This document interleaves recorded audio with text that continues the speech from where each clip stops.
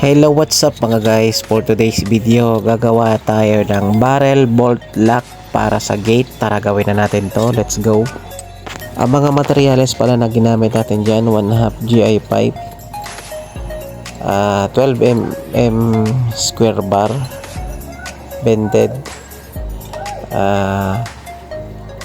3/4 GI pipe, at saka 1 and 1/2 angle bar.